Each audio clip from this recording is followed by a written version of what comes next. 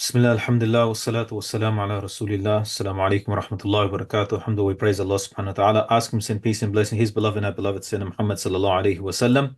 Welcome to this second session of aqidah of the Ahl Sunnah wal Jama'at. As expounded and summarized here for students in Shaykh Faris's book or booklet, and I explained what that was last week. So let's get to the topic at hand. Obviously, in the beginning of Aqidah books starts with the attributes of Allah subhanahu wa ta'ala. It's very important to understand that attributes of Allah subhanahu wa ta'ala are divided in the books. There are different ways to break it down. There's academic differences. But basically, Imam Safarini, rahmallah, one of his books, he said that the sifat can be divided into three. The sifat al-dhatiyah, the sifat that are related. Now, it's not mentioned in this book, but it indicates it because it's such a basic level primer. There's such a basic level primer that he doesn't do this academic breakdown. He just simply gets to the point of where Muslims need to know these are the attributes of Allah. How you break them down is sort of not important as long as you believe in these attributes regarding Allah. So when it's sifat al-zatiyah, the sifat, the attributes of Allah subhanahu wa ta'ala relate to his zat, his being, his self. Second is the sifat al-fi'liyah. These are the actions of Allah subhanahu wa ta'ala. Not talking about like actions, like human actions. Sifat of Allah subhanahu wa ta'ala, Allah's creating, Allah's honoring, Allah's disgracing, meaning Allah subhanahu wa ta'ala active in his sifat. And sifat al-khair, sifat al-khabariyah. This is like a subset of sifat al-zatiyah. But basically sifat of Allah subhanahu wa ta'ala that are informed through us, we can only know through the Quran and Sunnah, like Allah's descent to the sky of the world, Allah subhanahu wa ta'ala istiwa on the arsh, Allah subhanahu wa ta'ala. These are, we are required to accept them and not delve into them, like the Salaf did, which is the hallmark of the Hanbalis or the Atharis, that when it comes to the attributes of Allah subhanahu wa ta'ala, we don't delve into them because we don't know except for what we've been told. So we have to affirm what we've been told. And then regards to the modality of it, that is beyond, because since we're not told, any whatever metric we'll use to try to figure it out will be flawed, and hence we will be accepting something without knowledge.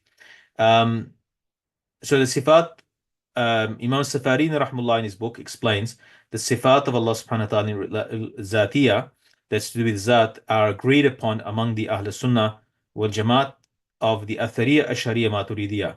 Now, some people might object to this, but this is a Hanbali Imam from 250 years ago, and others before him and afterwards have reiterated the same sentiment. That when it comes to these sifat of Allah, which we'll go through today, 5 or 6 of them we'll go through today, that the Asharis, Maturidi, and the Atharis, or the Hanabila, ourselves, we all are on the same page regarding these. That is life, that Allah subhanahu wa ta'ala's life, unique to him, not comparable to human life. Ilm, his knowledge, his kalam, his speech, which we'll go through next week. Qudra, his power, irada, his will, right? And sama' wa basar, and his hearing and his sight. So these are, these are his sifat of zatiyah, of 7 sifat that I mentioned. And with these sifat, and this is what Allah has described himself with, and this is what Rasulullah sallallahu alaihi wasallam has described him with. So these are affirmed by all the Ahl Sunnah wal Jamaat. And remember that we affirm the madhab of the Salaf, of the early Muslim, is affirmation of these attributes of Zatiyah and Fi'aliyah and Khabariyah, all these three, right? And this is also the school of the Maturidis as well. And in another place, Imam Safarini rahmallah mentioned, I'm just giving a little introduction for Imam Safarini, so that's before you, that this is the madhab of the Salaf, and the early Muslims, the best generation of the Muslims. As Khattabi has narrated, this is the view also of the 4 Imams, and this is the madhab. The Hanafis and the Hanbalis also, and many of the Shafis also claim this position as well. So let's get to the actual sifat. So the first sifat mentioned today. So last we talked about the oneness of Allah subhanahu wa ta'ala. There's an expression that is used in Aqidah expression that Allah subhanahu wa ta'ala is one, and he's meaning that he's indivisible and he cannot be divided into parts. Whether if he's unique in his own being without comparison, there's no second Allah, obviously there's no second ilah, There's no third, fourth, or anything more than so Allah is one by Himself, and either in number, nor does He have children, nor is it like قُلْ اللَّهُ أَحَدٌ اللَّهُ الصَّمَدُ لَمْ يَلِدْ. That's actually summarized our view regarding the oneness of Allah subhanahu wa ta'ala. In all aspects, He's singular and one. The apologies, this slide. And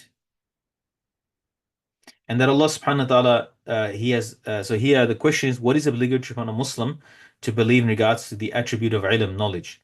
It is obligatory upon the Muslim to believe that he's knowing through one pre-existent, everlasting knowledge, meaning that his knowledge doesn't change. It's a singular knowledge. He knows everything and nothing outside of the knowledge of Allah subhanahu wa ta'ala in the past, present, and the future. And this knowledge will never change. So over time, Allah's knowledge doesn't mature like a human understanding or knowing. There's no comparison between our knowledge and Allah's. Not just simply that Allah knows more, but there's no comparison in the nature of the knowledge. Although that word is used, knowledge, but Allah subhanahu wa ta'ala knowing is very different to our knowing. But His knowledge is singular, and His knowledge is in the sense that it's not affected by time. He always knew and always knows. Whatever decisions we'll make doesn't mean we're not given a choice. All our decisions and all the things that we'll do, Allah subhanahu wa ta'ala already He knows it. So it's obligatory upon a Muslim to believe that He's the knowing through one pre-existent, like without a beginning. His knowledge doesn't have an inception point. He always knew without a beginning. Everlasting, then His knowledge will never diminish, right? So that complete knowledge is forever and encompassing everything that is known. And it does not resemble, so whatever could be known, whatever comes in the realm of knowledge, Allah knows it. And it does not resemble the knowledge of created beings, as I mentioned before. The evidence of this is a statement after أعوذ بالله من الشيطان الرجيم بسم الله الرحمن الرحيم يعلم ما بين أيديهم وما خلفهم ولا يحيطون به علم. He knows what happens to them and what will happen to them, but they will never encompass anything of His ilm, of His knowledge. And also Allah subhanahu wa ta'ala says, and just there was a footnote that I had on my slide, that Allah subhanahu wa ta'ala is all-knowing.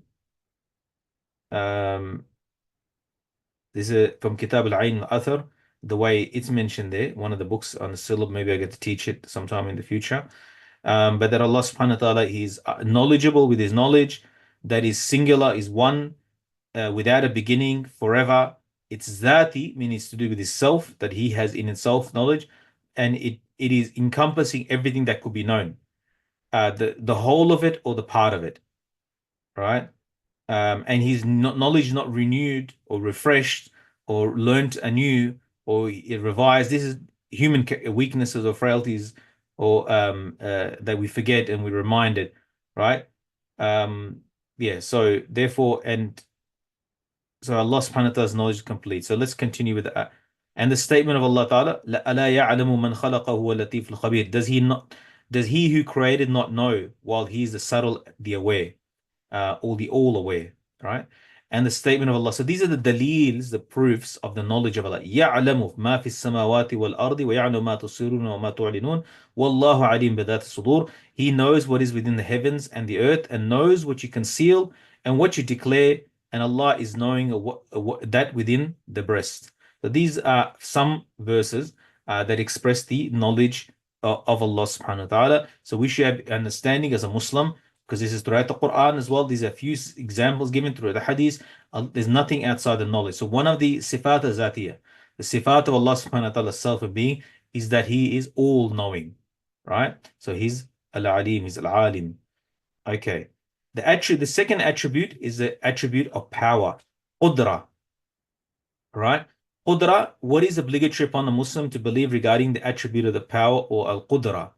It is obligatory upon a Muslim to believe that Allah is all through one pre-existent power, is all-knowing. I think there's a mistake there. He's all-knowing through one pre-existent power. Again, He's all-powerful. Excuse me. We're talking about the quality of qudra. It is obligatory upon a Muslim to believe that Allah is all-powerful or all-able, right?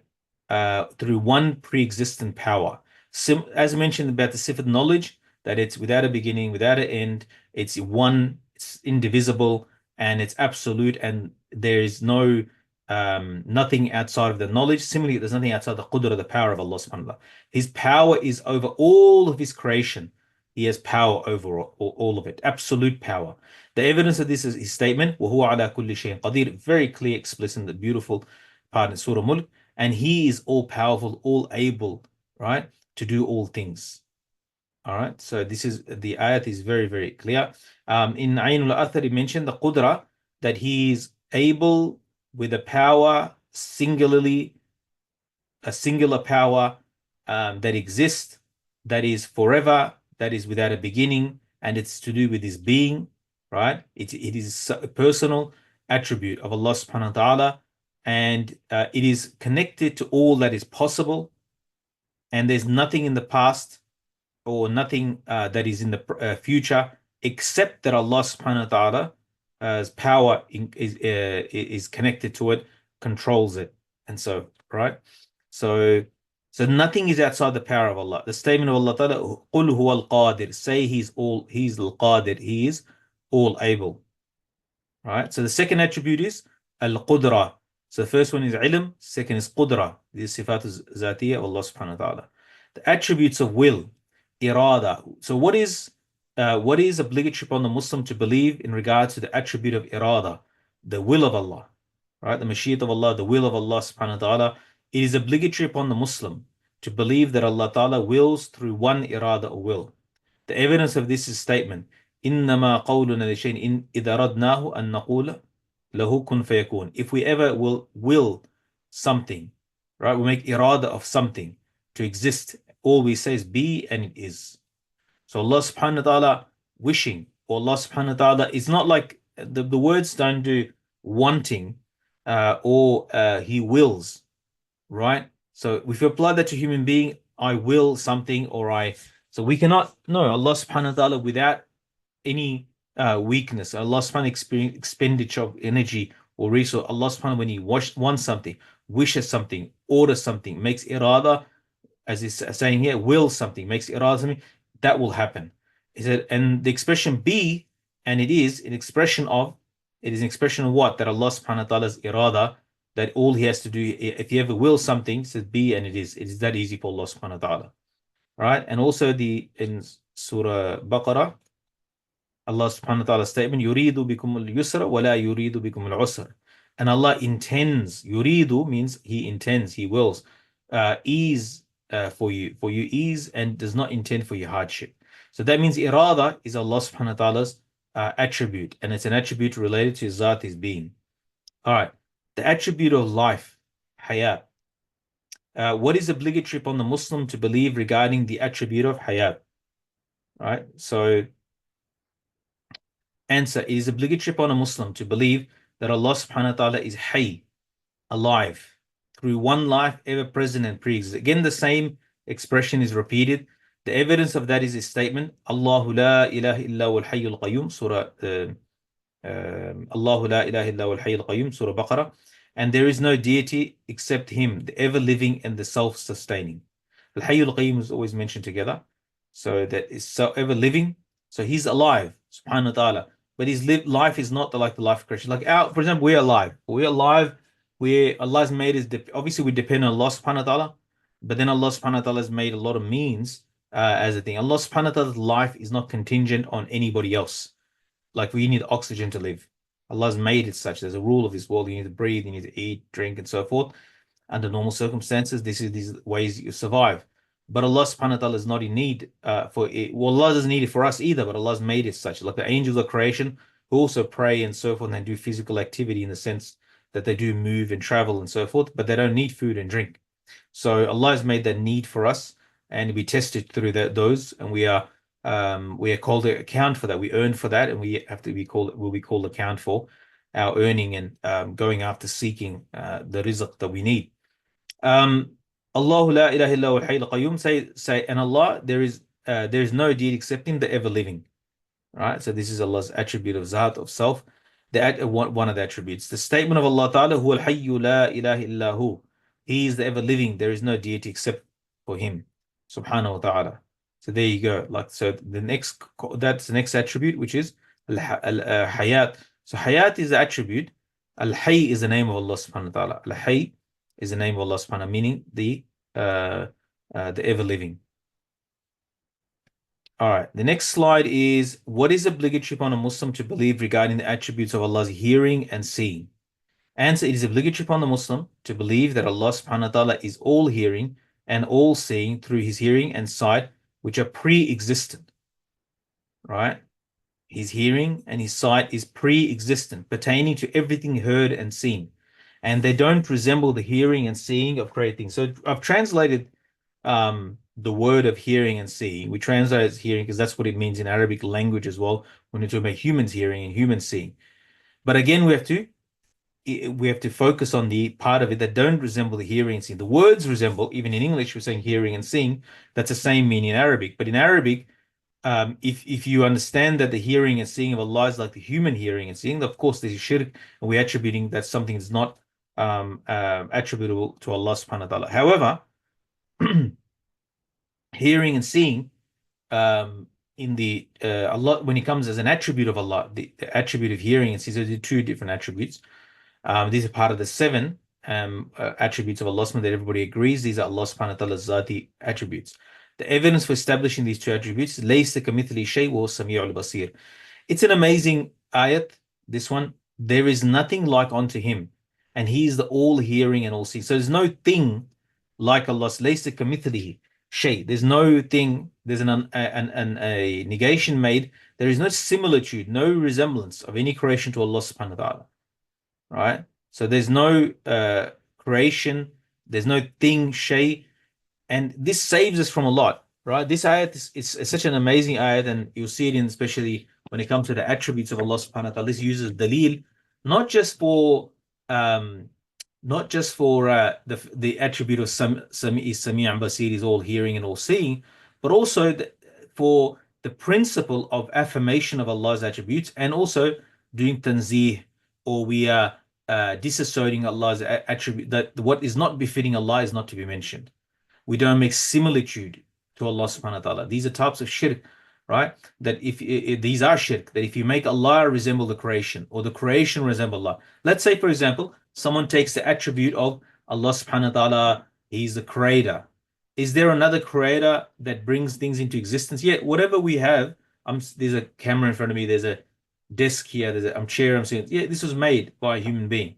But did the human being say kun fayakun? Did the human being brought this material into existence from nothing? No, only Allah subhanahu wa ta'ala can do that. He's al-Khali, he brings something from nothing, right? So in this attribute, there's no similitude to Allah subhanahu wa ta'ala. And huwa sami'ul basir, and he is the all hearing and the all seeing. This affirmation. I'm just focusing this because this ayat is repeated over and over again, especially with the Hanbalis, and I'm assuming the others as well. But it's to just make a point here that this ayat is not just for the content of it, but also the principle in it, the affirmation, right? The negation of what is not attributable to Allah subhanahu wa ta'ala, and the affirmation of what should be attributed to Allah subhanahu wa ta'ala. That is his sifat. So huwa sami'ul basir. We make ithbat of this, that Allah hears, and Allah subhanahu wa ta'ala. No Ahlus Sunnah al-Jamaat, no Muslims disagree on these attributes, right? There's some classification, so forth, but everybody agrees that Allah hears, and Allah subhanahu, and his hearing is not like the hearing of the creation, and his seeing is not like the seeing of the creation. Because the first part clarifies it. There's nothing like unto Allah. There's nothing comparable.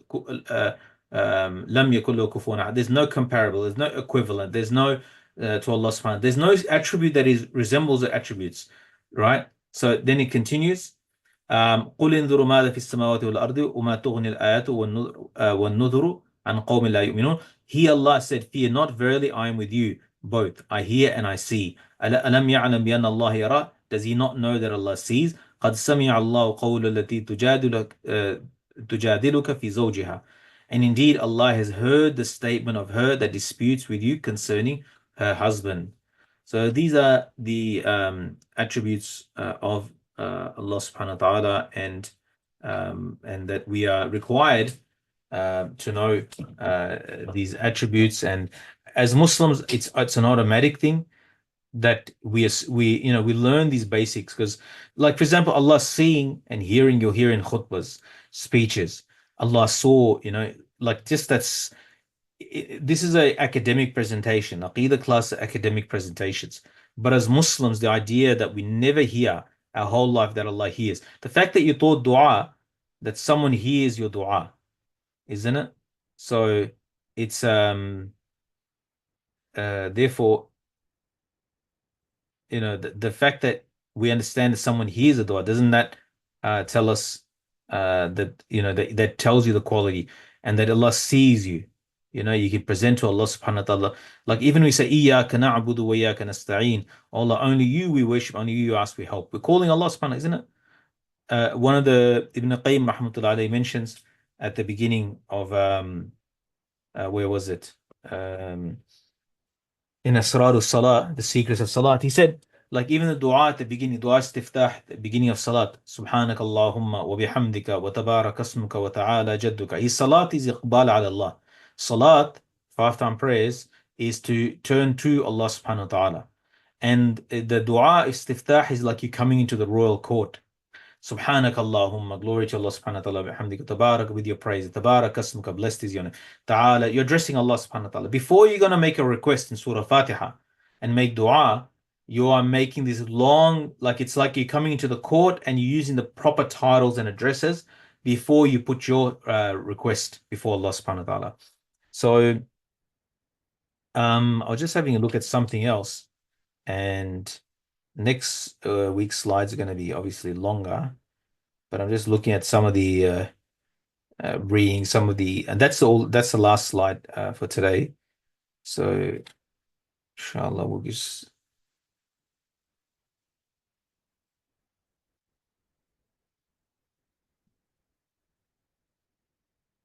so I'm just reading a little bit of Imam Safarini's book before I came to this class. And how regarding these attributes of Allah subhanahu wa ta'ala, I don't want to go too deep into it, because the point of this book is not to go very deep, right? So we don't want to go too deep into it, because but next week I'll prepare a little bit more, so we have extra lesson, inshallah. But it's a very simple book, simple aspects of aqidah that all Muslims should know. In a simple way, you can pass this information to other people as well, children, and make sure that it's in your community, without in a sort of complex way, right?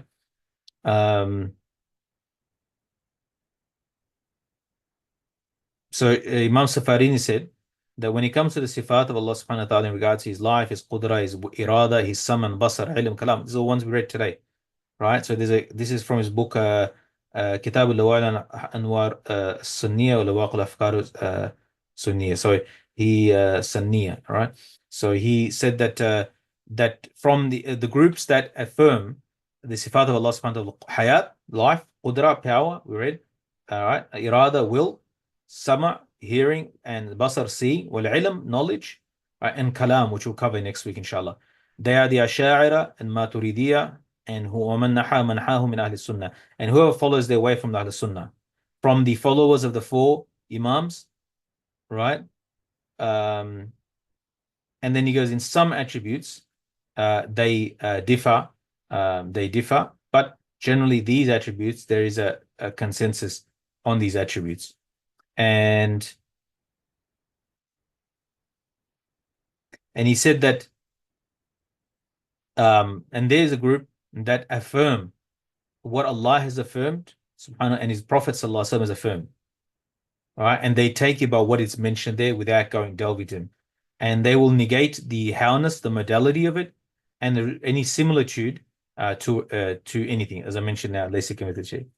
Right? So they may affirm what Allah subhanahu wa ta'ala affirms. Right?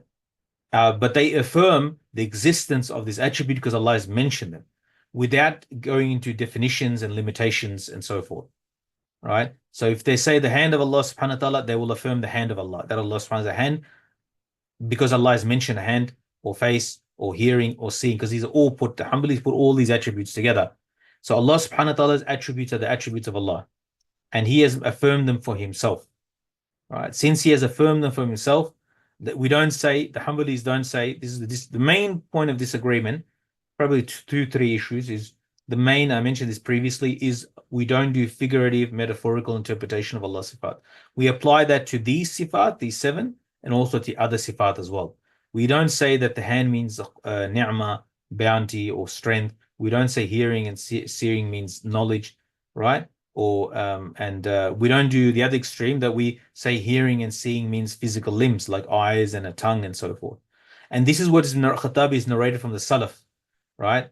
And from the 4 Imams, and this is the madhab of the Hanbalis and Hanafis and majority of the Shafis as well. And that they take the ayat on its apparent without making any similitude or modality, right?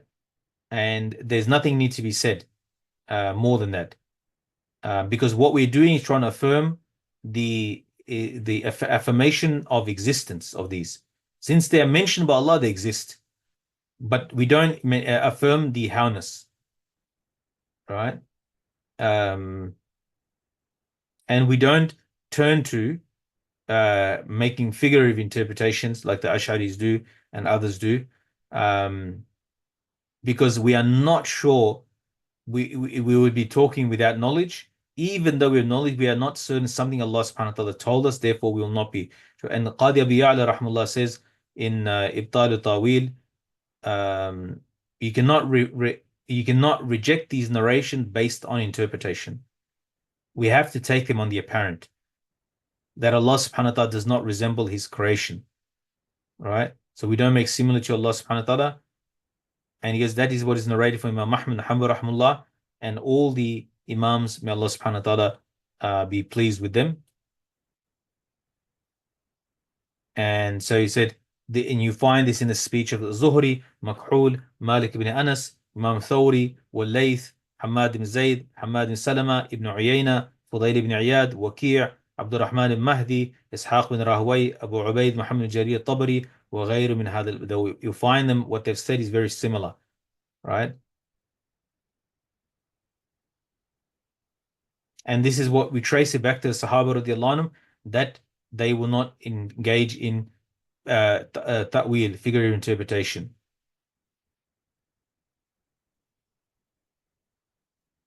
And there's a long discussion, inshallah, we'll come back to this later.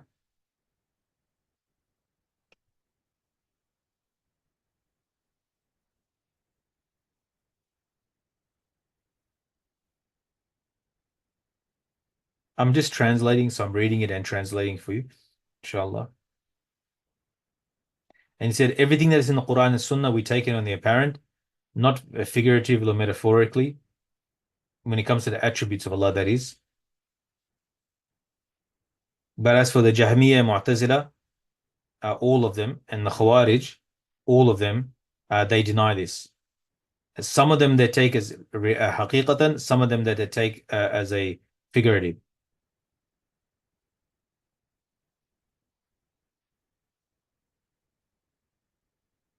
So if someone wants to say that the hand of Allah subhanahu wa ta'ala is like my hand, and the hearing is like my hearing, and the seeing is like my seeing, then this is tashbih. Now we have made similitude of Allah subhanahu wa ta'ala with the creation.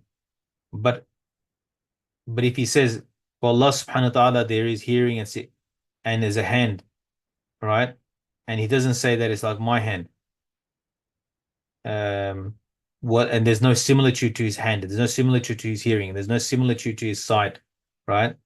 Then this is comes in the meaning of the ayat of Quran, laysa kamithli shay. There's nothing like unto Allah subhanahu wa ta'ala, wa huwa as-sami'ul basir, and he's the all hearing, the all. So even Sami' basir, we understand hearing, seeing, but there's no similitude to Allah subhanahu wa ta'ala, right? And so this discussion is quite long and exhaustive regarding the attributes of Allah. But in short, we don't do figure interpretation unless we've been told by in the Quran, Sunnah, the authenticated Sunnah, that this is what it is. Else, without that, we don't know. And if any interpretation about something so grave, Hanbali sees as being haram.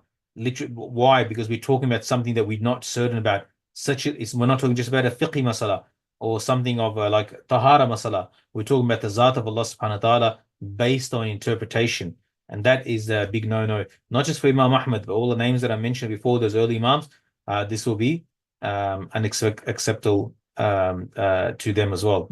And this, you find this in their books and their statements. Wallahu ta'ala a'lam. May Allah subhanahu wa ta'ala give us bless us with a iman, a true iman, and that we die with a proper belief in Allah subhanahu wa ta'ala. And Allah subhanahu wa ta'ala save us again. I mentioned this last week, that the point of this book is not to get into these polemics for the moment. This is a very small booklet, just to put the main aqaid before us, and that we understand that how it's like, literally is like a starter of the most fundamental beliefs, right? And just the last point that Imam that the madhab of the Salaf al-Ummah, this is repeated throughout the Hanbali books, that because we are going, I'm not talking about the modern Salafi group, right? This is one thing. And it's quite a range. The modern, those who call themselves Salafi today, there's a range of ulama amongst them as well. So we don't take them as a block. There's so many subdivisions and so forth, difference among them as well.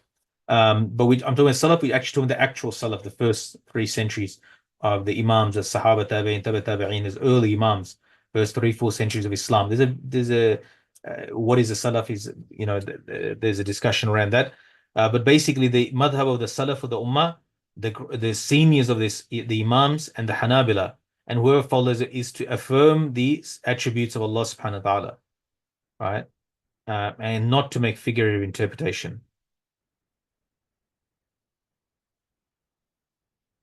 So therefore, there's other attributes of Allah subhanahu wa ta'ala. For example, Allah subhanahu wa ta'ala said, I created Adam with my hands. So if Allah created with his hands, he's created with his hands because he said that, right? So if he said that, then the Hanbali say, we don't say this is power. We don't say these hands are something else. We don't say that hearing is something else. We don't say, no, is hearing because Allah is sama, because Allah called it sama. It's basar because it's basar Allah subhanahu wa ta'ala. So that is the attribute of Allah subhanahu wa ta'ala. We simply affirm the attributes of Allah, what he said. We don't speak and try to guess. Anything, that interpretation that is not there from the Quran and Sunnah is a guess still, because it's not based on the Quran and Sunnah. May Allah subhanahu wa ta'ala give us understanding. It could be a very educated guess, but it's still a guess. And since that lack of certainty and something so serious, we can only take that from Allah subhanahu wa ta'ala, which will come later on in discussion. May Allah give us understanding. These classes are very short relatively. I planned for 45 minutes, but I spaced it out. It'll be around this about half an hour or so, inshallah ta'ala. I think that's digestible for everybody. Barakallahu feekum. Assalamu alaikum wa rahmatullahi wa barakatuh. Any questions before we stop?